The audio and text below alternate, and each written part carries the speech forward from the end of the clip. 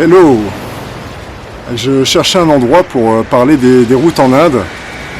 Donc quel était l'endroit idéal? Est-ce que c'était justement avec une route derrière moi? Vous imaginez un petit peu les klaxons, etc. Donc je me suis dit que cette petite île avec ce petit bord de mer là, ça serait pas mal, ça serait tranquille. Alors, je vais faire un retour d'expérience de ces 1500 km, donc en Inde du Sud, de Chennai en passant par Auroville, par Coimbatore, et après j'ai rejoint la côte pour remonter sur Goa. Par quoi commencer? Alors déjà, avant de partir, on m'avait dit que c'était des routes qui étaient très dangereuses et que c'est généralement les gens ils louaient un scooter juste pour tourner un petit peu dans les villes ou dans les campagnes, mais pas pour faire des grands trips comme ça. Il n'y en avait pas des masses, ou alors c'est des groupes qui partent avec des motos et tout ça. Bon, en tout cas, ça n'a pas posé de problème à celui qui m'a loué le scooter. D'ailleurs, j'en profite pour faire une petite pub parce qu'ils étaient vraiment bien. C'est Chennai Rental Motorcycle. Et donc moi j'ai eu affaire à Vicky que je remercie parce que ils m'ont filé un scooter qui était de qualité. Il n'était pas tout neuf, mais c'est ce que j'avais demandé parce que je ne savais pas par où j'allais passer. Mais il était en très bonne condition. L'huile était changée, ils ont vérifié les freins, les pneumatiques, c'était en bon état et ça m'a conduit jusqu'ici. Donc grand merci à eux. Moi je vous conseille, si jamais vous partez de Chennai et vous voulez faire de la location, je vous les recommande. Ils sont sympas et puis ils sont sérieux. Et surtout pour dire que moi j'ai fait de Chennai jusqu'à Goa et que là il y a quelqu'un demain, parce que lui je rends demain le scooter, qui vient demain. Il vient en train, il vient chercher le scooter et il repart à Chennai. Alors je sais pas s'il reprend par la route ou s'il a un autre moyen de mettre le scooter quelque part, ou je sais pas, mais en tout cas c'est comme ça que ça se passe. Donc ça c'est une première chose, une bonne location de véhicules. Donc après les routes. Alors il y a déjà les routes dans les villes. Dans les villes, c'est souvent donc des gros embouteillages. Il y a énormément de mouvements. Donc en fait les scooters, moi je vais parler de ça, ils se faufilent partout. Dès qu'il y a un espace, que ça soit à droite, à gauche, n'importe où, ils se faufilent et c'est comme ça que le flux finalement se fait. Après, vous verrez de tout aussi sur les routes. Il y a plusieurs types de véhicules. Donc, alors, il y a les piétons, qui sont sur le côté, mais parfois qui traversent. Alors ça, c'est un des thèmes. Est-ce que je parle tout de suite de ça? Je vais parler tout de suite de ça, les piétons. En fait, les piétons, quand c'est des grandes rues comme ça, vont traverser tout droit. Et moi je l'ai compris en étant en motorisé, qu'en fait comme ça moi je sais où est-ce qu'il va et à l'allure qu'il va, et comme ça moi je peux anticiper par où je passe. Mais s'il traverse la rue et d'un coup il s'arrête et il hésite, alors là par contre c'est très dangereux.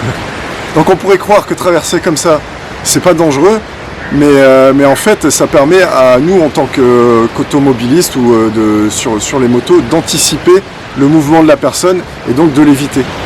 C'est pour ça que quand on est piéton, nous on hésite à traverser comme ça, et c'est justement l'hésitation en plein milieu de la route qui peut créer des problèmes. Bon, c'est pas une science, j'ai pas une connaissance de 15 ans de l'Inde, hein, mais c'est en tout cas quelque chose que j'ai repéré, c'est que les gens, voilà. Alors ils se jettent pas sous les bagnoles, hein. Bien sûr les gens ils regardent qu'il y a quand même un espace assez conséquent pour que les gens ils puissent comprendre la trajectoire qu'ils prennent et qu'ils peuvent bifurquer, l'éviter. Ça c'est une chose. Donc après il y a bien sûr plusieurs sortes de véhicules. Donc on a dit les piétons, il y a les gens qui sont en vélo, qui généralement eux restent sur le côté, faire très attention bien évidemment. Il y a les animaux. Parle-t-on des animaux? Bah oui, c'est un des grands thèmes. Alors il y a bien évidemment la fameuse vache sacrée. Que moi en tout cas en Inde du Sud, j'en ai vu vraiment beaucoup. Elles font leur vie. Elles savent que les gens ils font attention à elles, donc elles vivent leur vie. Alors sur les gros axes, on va pas les voir couchées en plein milieu de la route, ça moi j'ai jamais vu. Elles sont sur les côtés. Par contre sur des routes intermédiaires, ça c'est tout à fait possible qu'il y en a même plusieurs qui soient au milieu. Et donc les gens ils font attention, ils évitent et tout ça. Il y en a qui traversent par contre les gros axes, ça arrive, même sur des voies très rapides. Alors j'ai l'impression qu'elles ont quand même l'habitude. S'il y a des voitures qui passent, elles vont pas traverser, du moins moi j'ai pas vu ça. Mais par contre il se peut qu'on ait une grande voie libre et qu'à un moment donné on est à 70 km/h, il y en a qui roulent plus vite, et qu'on voit dans un virage à 200 mètres un troupeau de vaches ou une vache qui sont en plein milieu de voies rapides. Ça peut arriver. Donc ça c'est quelque chose auquel il faut faire attention. Il y a un autre truc, c'est les chiens sacrés. Parce que j'ai l'impression qu'ici, il y a énormément de chiens de rue, et j'ai l'impression qu'ils se prennent pour des vaches sacrées, les chiens. Parce qu'ils font exactement pareil. C'est-à-dire que tu peux les trouver en plein milieu de la route, tu sais pas pourquoi, alors qu'il y a de l'espace autour, et qui sont couchés là, qui traversent la rue tranquillement sans faire attention. Et j'avoue qu'eux, je les trouve plus dangereux parfois. Ils savent, ils connaissent les dangers de la route, tu le sens. Mais il peut avoir des moments où ils bifurquent, donc ça faut faire attention. Donc il y a un autre sujet qui est, avant de passer aux bus et aux camions et aux voitures, le sujet c'est aussi l'anticipation. Je crois que pour vouloir venir faire des longs trajets comme ça en Inde, il faut avoir une certaine lecture de la route. C'est-à-dire que il faut savoir anticiper les choses, elles ne sont pas carrées comme on peut l'avoir en Occident, c'est-à-dire un feu rouge, on s'arrête systématiquement, des priorités à droite, des trucs. Là, c'est pas super respecté. Il y a des feux rouges qui sont respectés, mais il y en a, tu te demandes. Donc en fait, il faut savoir anticiper, il faut savoir lire. Dès qu'il commence à avoir du mouvement ou qu'il se passe un petit quelque chose, généralement, c'est là que le klaxon il sert. C'est-à-dire, je suis là. C'est toujours dire aux gens qu'on va soit dépasser, soit qu'on va croiser, toujours faire acte de présence, et c'est là que le klaxon il sert beaucoup. Au moins ils sont vigilants et ils vont faire attention. Et il y a vraiment des croisements où il faut pas freiner, faut pas s'arrêter, il faut savoir lire. Enfin, attention, c'est pas une science infuse, encore une fois, moi c'est mon expérience que je dis ça. Mais je pense qu'il faut savoir avancer en voyant ce qui va se passer et qu'il y a un mouvement fluide en fait, que ça vienne d'à droite ou à gauche. Les gens généralement s'arrêtent pas, ou tu t'arrêtes vraiment, ou si tu peux plus avancer, ou s'il y a vraiment un gros problème ou un gros bouchon. Mais généralement les gens ils ralentissent bien et puis ils se laissent passer tranquillement. Donc de la lecture et de l'anticipation, faut vraiment. Et puis bien évidemment, faut être réactif. Dans les grandes villes, dans les embouteillages, vraiment ça va de partout. Donc je dirais qu'il faut presque aimer ça. Enfin moi c'est mon cas, donc j'aime bien l'activité, j'aime bien les choses, donc ça m'a plu. S'il y a des gens qui aiment pas ça, bon, faudra faire vraiment très très attention, quoi. Alors il y a un autre point qui est important aussi, c'est le point des bus. Alors les bus, il y a des arrêts où les gens donc attendent le bus, mais il y a aussi des gens qui plein milieu sur un coin de route, ils vont lever la main pour que le bus s'arrête. Et je pense qu'également le bus s'arrête quand il y a des gens qui veulent s'arrêter près de leur maison et tout ça.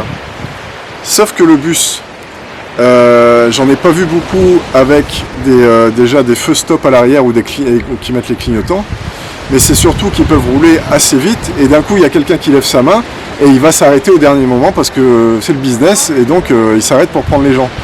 Donc toi si tu es derrière, t'as pas de clignotant, t'as pas de feu stop, t'as rien du tout, que le truc il est à 50 km/h et qu'il s'arrête assez brutalement, t'as pas trop intérêt à être derrière. En tout cas, faut faire très attention. Les bus, c'est un peu les rois, hein. moi j'ai vraiment confiance en eux parce que tu sens que c'est des vrais routiers, ils savent ce que c'est que la route et ils roulent avec toujours plein de scooters autour d'eux et tout ça et c'est impressionnant. J'en profite pour dire que je n'ai pas vu un seul accident en 1500 km. Je n'ai rien vu. J'ai vu une femme qui s'est fait renverser par un vélo qui était par terre et bon, c'était rien, c'est relevé. Mais sinon, j'ai vraiment aucun accident. J'ai pas vu de voiture accidentée sur le bas de la route. J'ai pas vu tout ça.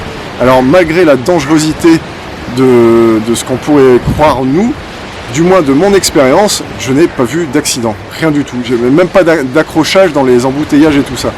Les gens sont habitués à ce système et ce système a l'air de fonctionner. Alors j'ai pas les chiffres des accidents en Inde. Bon, certainement que ça doit être... je sais pas, je veux pas dire, je ne connais pas. Mais en tout cas, j'en ai pas vu. Donc les bus, faire attention. Il y a aussi, on va croiser des camions. Alors, on roule à gauche ici en Inde. Mais il faut savoir que quand il y a plusieurs voies à sens unique, généralement les camions se mettent sur la voie de droite et ils filent. Et en fait, ils laissent sur le bas-côté tout ce qui est beaucoup plus mobile, c'est-à-dire les scooters, les vélos, les gens, les animaux et tout ça. Donc eux, en fait, ils s'écartent au plus de tout ça. Moi, je l'ai compris comme ça. C'est aussi une question de sécurité. Donc effectivement, on les croise, on les double par la gauche. Toujours un petit klaxon, ils le disent sur leur plaque, c'est bien de leur dire qu'on est là toujours.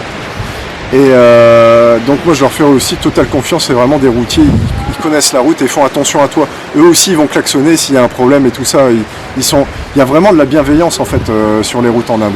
Et on prévient toujours qu'on arrive ou qu'on va faire quelque chose pour dire fais gaffe. Alors pour moi le point le plus dangereux, ça serait les voitures. En Inde, on peut voir qu'il y a toutes sortes de voitures, mais il y a de très belles voitures, des voitures très puissantes aussi, des SUV, il y a par exemple des Range Rover, des trucs comme ça, il y a des très belles voitures. Et les gens en bagnole, je crois qu'ils ont des bons moteurs, ils se sentent en sécurité, eux, ils foncent. C'est eux qui m'ont fait plus peur. Moi, quand j'avais une paire de bagnoles qui étaient dans mon dos, eux, ils doublent, en fait. Ils doublent, ils y vont, et puis parfois dans des coins qui sont vraiment très dangereux, quoi. Encore une fois, pas vu d'accident, mais j'ai moins confiance. Je me dis que ceux qui sont en voiture, ils prennent moins souvent la route que ceux qui sont routiers. Ils ont peut-être pas les mêmes réflexes et ils sont peut-être pressés et ça peut être dangereux. Donc moi, je m'écartais pas mal. Il faut savoir que sur des nationales, donc des routes à double sens, il peut se créer une troisième voie. C'est-à-dire que les gens, ils vont doubler. Ils vont essayer. De toute façon, s'ils sont arrêtés, ils vont pas attendre derrière. Il y en a qui attendent, hein. Mais il y en a beaucoup qui vont essayer de doubler, donc créer une troisième voie. Et que ce soit dans des virages où il n'y a pas de visibilité ou des trucs comme ça peut arriver aussi. Donc ça, faut faire vraiment gaffe. Quand tu es sur des routes comme ça et que tu es en scooter, en moto, faut vraiment bien moi, c'est ce que j'ai fait, je me suis vraiment bien calé sur le côté. Voilà, je crois que j'ai fait un petit peu le tour de ces routes. Les routes, elles ont été pour la majeure partie, je dirais à 80%, de très très bonne qualité pour moi sur mon parcours. Il y a juste une fin de parcours, en fait ils sont en train de refaire la route, ou si vous avez vu les vidéos, c'est en travaux, donc là c'était le bazar par contre. Mais ils sont en train de refaire, tout ce qu'ils sont en train de refaire c'est vraiment hyper nickel, c'est vraiment des genres d'autoroutes. Alors les autoroutes ici, tu peux trouver des trucs qui sont à 40 km/h, comme des bagnoles qui sont à 130. C'est un petit peu le truc bizarre. Donc ça c'est un truc à faire gaffe aussi. Je voulais parler alors la police, je ne les ai pas rencontrés pratiquement. Là un peu plus à Goa. Je me suis pas fait arrêter, donc j'ai pas d'expérience de ça. Par contre c'était à Chennai où j'ai vu beaucoup de police de proximité. Il y avait beaucoup de policiers qui étaient vraiment dans la rue, qui parlaient avec les gens, j'ai bien aimé ce ressenti. Tu savais que tu pouvais leur demander conseil. Il y en a un qui est venu vers moi d'ailleurs, qui m'a dit bonjour, il m'a dit qu'est-ce que vous faites, je dis écoutez je me balade, et il m'a dit écoutez une bonne journée, faites une bonne pro de match, et j'ai fait merci. Donc voilà, c'était tout simple. Et donc voilà, un petit peu ce retour d'expérience. Si jamais il y en a qui voient ces vidéos et qu'ils ont envie de faire ce road trip et qu'ils ont envie le peu de conseils que je peux donner par cette petite expérience, moi c'est avec plaisir. Donc n'hésitez pas à me contacter, soit dans les commentaires, soit autrement, je sais pas comment. Comme ça. Et voilà, et en tout cas, si vous rêvez de faire ça, moi je vous invite vraiment à le faire parce que c'est génial, découvrir l'Inde comme ça, par soi-même, c'est super, c'est pouvoir s'arrêter où on veut, quand on veut, regarder les paysages, parler aux gens.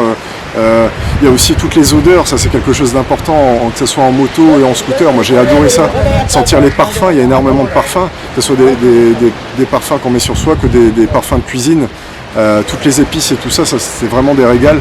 Il y avait aussi l'odeur du matin dans le village, ça c'est une très bonne expérience aussi, où on a l'odeur de la fumée, ils font des feux de bois le matin, je crois pour chauffer d'eau, pour faire la cuisine, qui était super agréable.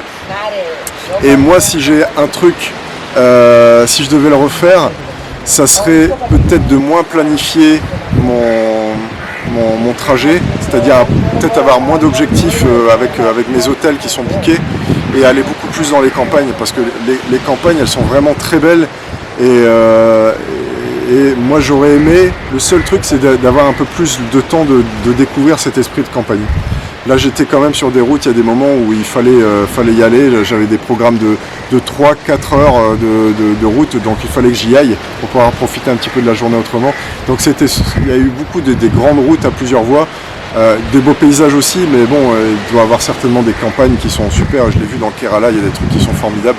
Donc savoir prendre le temps d'aller dans ces campagnes, ces petites routes, ça doit être vraiment génial. Et après pour la location au jour le jour de logement, moi ça a dû m'arriver une fois parce que sur Booking le logement il y en a un qui n'existait plus et donc j'ai dû booker un autre hôtel et moi j'avais vu des gens sur YouTube qui avaient eu des problèmes pour louer des chambres, on disait pas aux touristes. Moi j'ai qu'une seule expérience, j'ai été dans un hôtel, on m'a dit votre passeport, pas de souci, j'ai passé la nuit. Donc si ça c'est possible au jour le jour, ça peut être vraiment génial de se dire, de prendre le temps et voilà, d'avancer comme ça. Voilà, bon, j'espère que c'est pas trop long, que ça vous aura plu, que ça pourra servir à quelqu'un. Et moi je vais finir cette petite balade sur mon île déserte. Ciao, ciao, Beko, bisous, bye bye.